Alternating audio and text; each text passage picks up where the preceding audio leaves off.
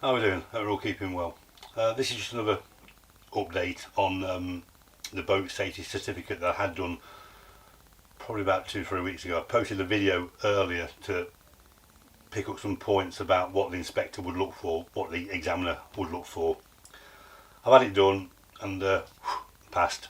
There's just a few things that he had a look at, and he's a type of examiner that if you can do a job while he's here, then he'll sign it off. Failing that, what normally happens is they give you something like 3 months to try and get that work done before coming back to do the reinspection. Sometimes, if it's minor faults, photographs will do of the finished job. So I'll show you quickly a few bits that he picked up on.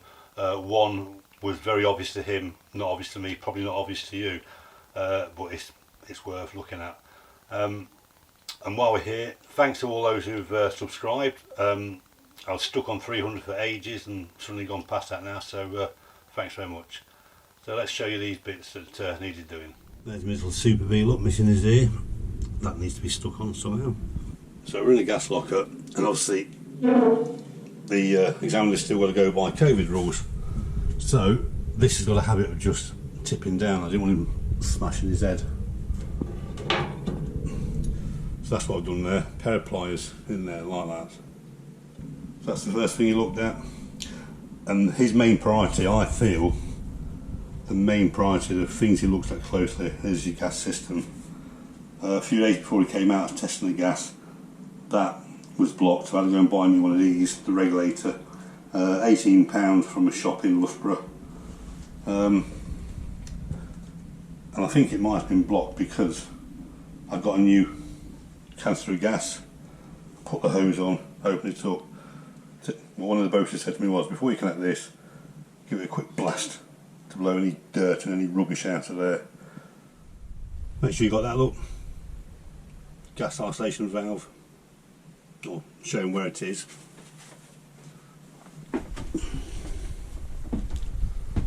There's my new artificial grass I put down. And basically he's going to have a look at all these connections, anything to do with yeah, I know you've picked that up, look. I'll get that redone. But basically he's just going to pick up on gas all the time. That's his main concern, is gas. Preparation for your boat safety certificate inspection.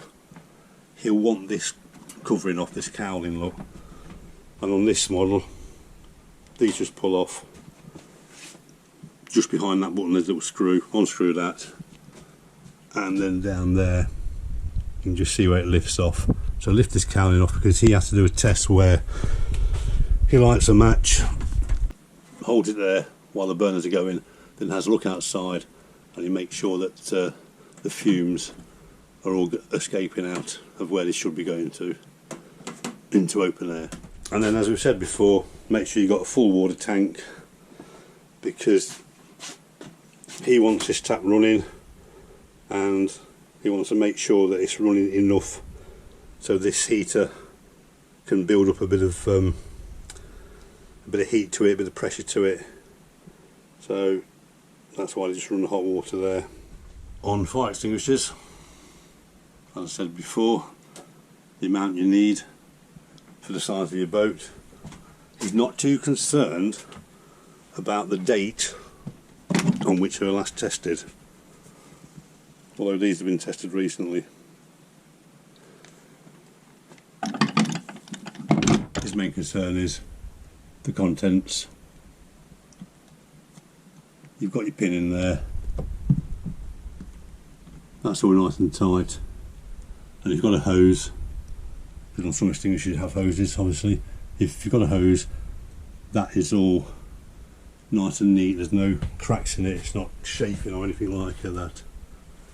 Now we'll move into the engine compartment, or the engine room as he called it. And when he turned up, before he turned up, I had the electrics away because he doesn't want shoreline electrics on, and I had all these panels up. Right, so here we go in the engine compartment.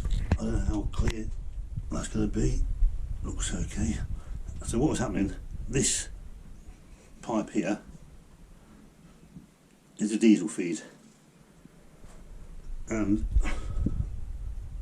where this bracket is here, this pipe was just resting on it. When the engine's not going, that's fine.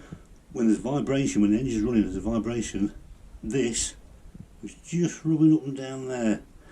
And if it does it enough times, it could rupture, and then you've got diesel all over the place. So basically, he says, just put a bit of this foam around it, and then cable tight there, look, to this, and that's all it was. And then basically anything else in this engine compartment is just making sure there's no leaks of fuel. And as I say, there's a checklist which I told you about on my previous videos. Have a look at that. And that's just for diesel engines. If you've got petrol, there is a lot more to do. That was it. He was here for about probably a good hour and a half, maybe. On a bigger boat, a longer boat, it's going to take longer. But they're the main points. They're looking at your gas is the main safety that they're looking at. Your engine compartment with your fuel and your water heater and things like that. So if you've got yours coming up, good luck. And all I need to do now is go and find a handle for this, because I had to drill a handle out. So thank you all for watching. I'd love it if you subscribe.